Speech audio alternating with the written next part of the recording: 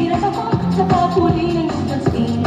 Kapag nasasalubong at hindi ko'y kabakaba, pati ako ko'y nananabing na rin.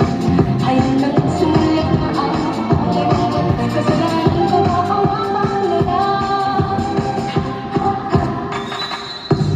Mr. Dreamboy.